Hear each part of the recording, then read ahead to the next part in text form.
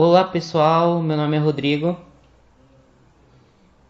Oi pessoal, eu sou o Renato. Nós hoje estaremos ensinando fluxograma e o processo lógico de um programa ou algoritmo. Primeiro, eu vou estar ensinando cada etapa ou função do fluxograma e depois nós faremos alguns exemplos. Bom, primeiro nós temos o item início, que ele determina o início do programa.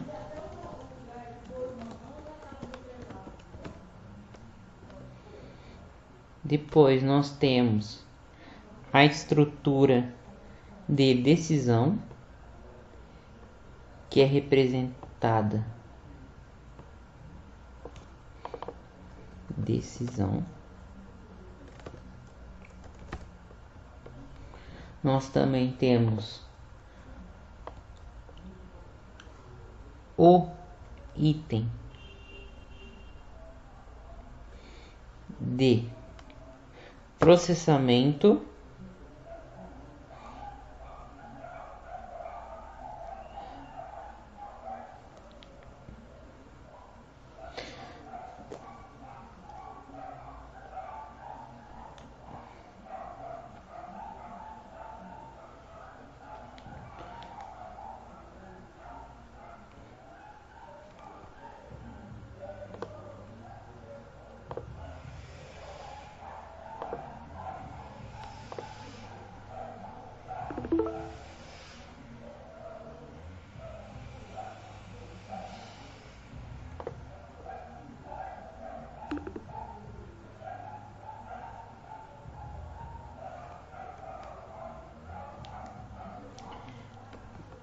processamento.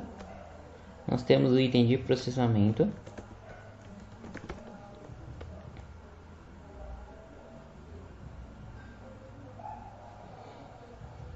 Nós temos o item de entrada de dados do usuário. Na verdade, aqui seria um documento.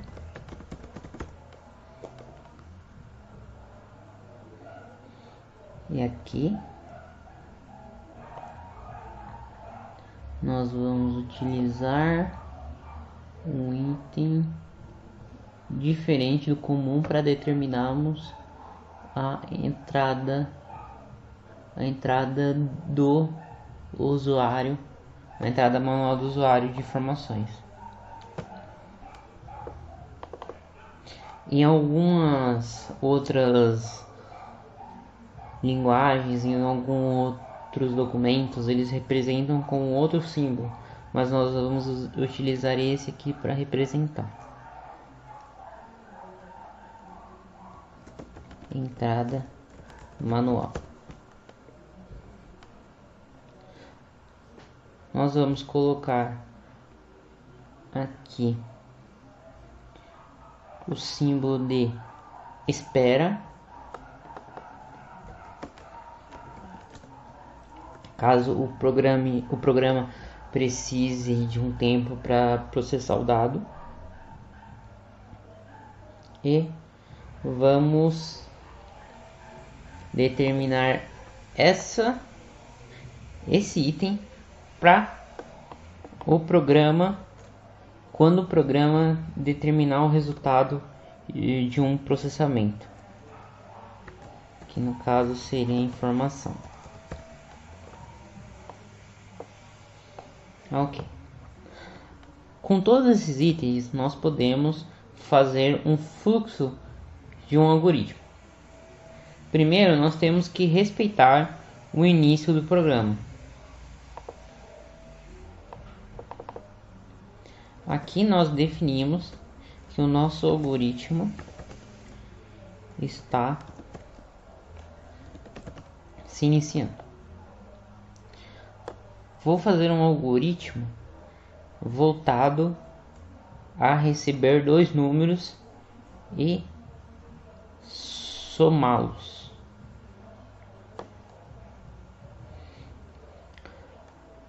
O nosso usuário vai digitar dois números, que no caso seria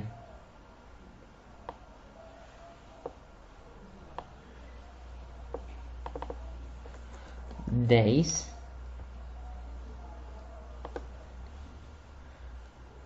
e 10.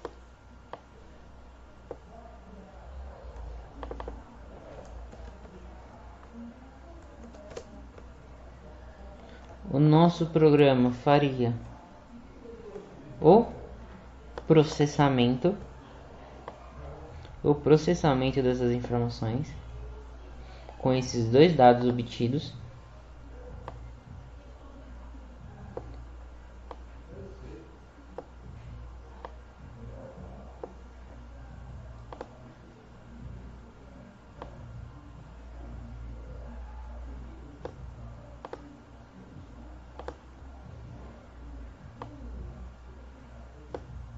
Esses dois dados que nós obtivemos, e deixa eu ver, ficou mais bonitinho.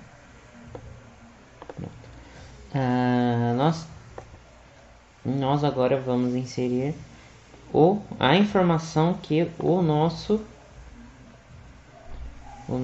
sistema vai emitir depois do processamento.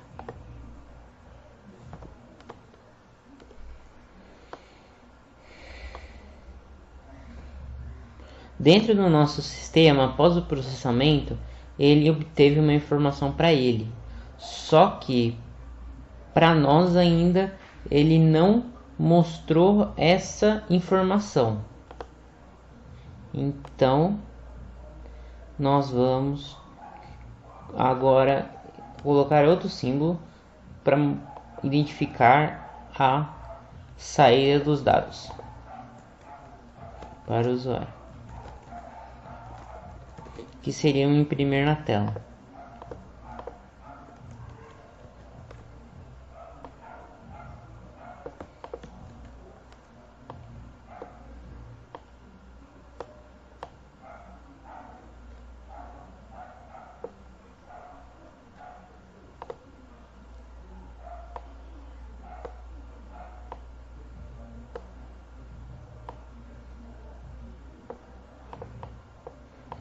Que no caso seria 20.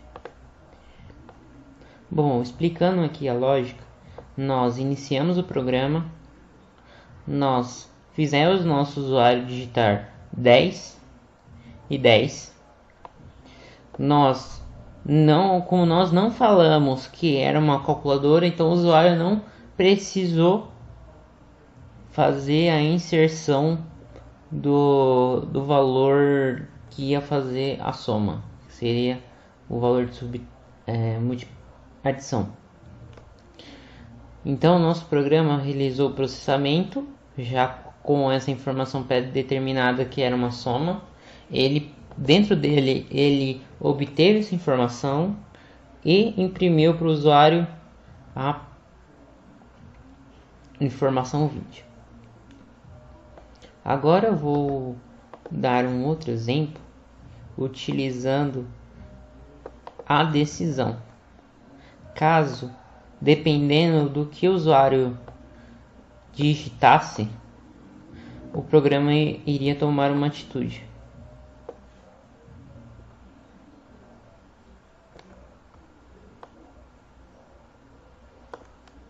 Boa, valeu, Rodrigo.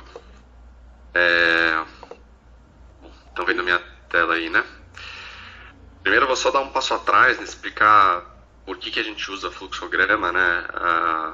O fluxograma é uma forma muito visual da gente representar um algoritmo, né? Então, toda vez que a gente precisa explicar para alguém uma ideia de um algoritmo, ou até mesmo para a gente pensar em todos os caminhos possíveis de um algoritmo que a gente esteja construindo, né, é uma ferramenta que ajuda muito, né, você tendo essa visualização, acaba ficando muito mais fácil de explicar para alguém, de passar a sua ideia e também de perceber algum ponto de falha. E um outro ponto só sobre essa ferramenta que a gente está usando aqui, existem várias ferramentas, tá, de desenhar fluxogramas na internet, fácil de encontrar. Essa daqui é uma que a gente gosta, ela é gratuita e permite depois que você salve, exporte para o seu computador como imagem, enfim. Tem bastante funcionalidade aqui. Eu vou fazer um exemplozinho aqui clássico do como fazer um miojo, né? Que acho que é um processo familiar para todo mundo já. Vamos começar com o nosso bloquinho aqui. O preparo do miojo, colocando água na panela, né? Colocar água na panela. E a gente conecta aqui. Esse programa tem essa opção de você só clicar nessa flechinha, ele já cria uma nova caixinha para você aqui, facilita um pouco o trabalho.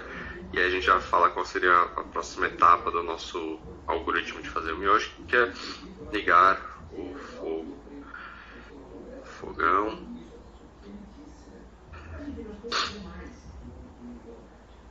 Depois disso a gente espera a água esquentar. E aí aqui a gente vai ter que sempre ficar fazendo uma verificação se a água já ferveu, né? Que aí seria o momento da gente colocar o miojo. Então a gente vai colocar um bloco condicional aqui. Então, temperatura da água maior que 100 graus. Então, toda vez que a gente coloca um bloco desse de decisão, a gente precisa ter duas saídas, né, a partir desse bloco. Uma para caso essa condição seja verdadeira e outra para caso essa condição seja negativa. A gente nunca pode ter mais que isso, né, nem menos que isso. Então aqui no caso, se a água ainda não estiver em 100 graus, a gente precisa continuar esperando.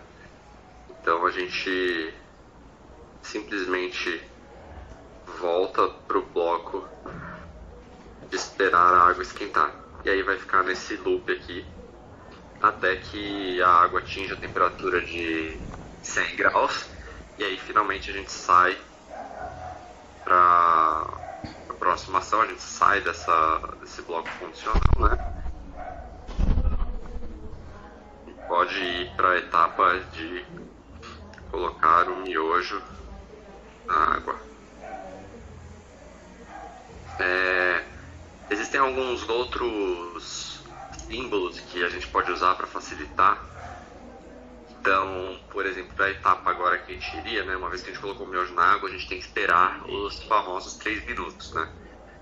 Aqui nessa ferramenta tem nesse menu aqui do lado tem uma caixinha onde você pode buscar por ícones ou imagens, né, que te ajudem para o que você quer mostrar aqui. Então, por exemplo, se a gente precisasse mandar um e-mail, você consegue buscar aqui por e-mail e ele te mostra alguns símbolos de correspondência e tal. No caso aqui, eu quero um símbolo de tempo, escrevi clock ali, que é o relógio em inglês, e ele me deu um símbolo aqui de tempo. E é justamente o que eu queria para ilustrar a ideia de que a gente precisa esperar 3 minutos. Tá? E aí, uma vez que a gente esperou esses 3 minutos, a gente simplesmente desligar o fogão, e finalmente servir o miojo. Tá? Então Então, é um fluxo bem simples aqui,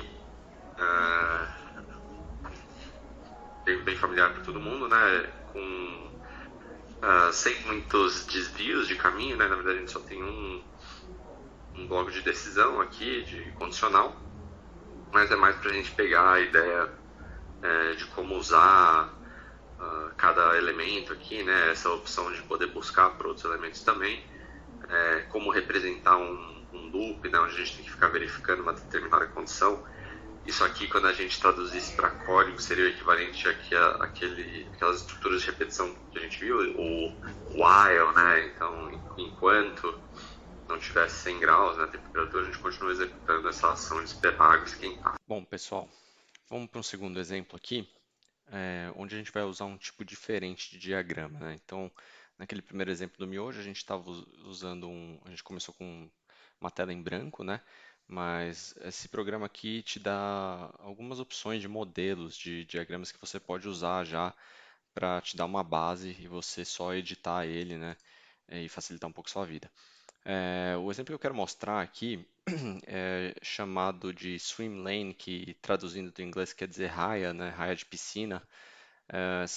Então, em português a gente chama de diagrama de raias, que basicamente você usa quando você precisa desenhar um processo que envolve mais de uma pessoa, ou então mais de uma área de uma empresa, mais de um estabelecimento, né? Alguma coisa nesse sentido, onde você quer deixar bem claro quem vai ser o ator, né, o responsável por cada uma das ações.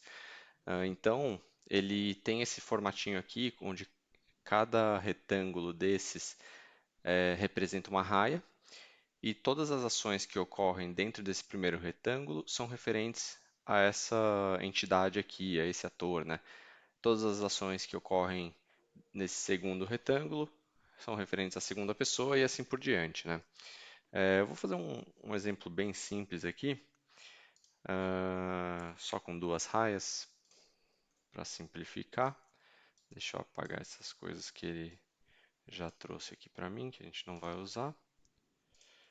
Vamos fazer do zero. Opa, aumentar um pouquinho para ficar mais fácil de enxergar.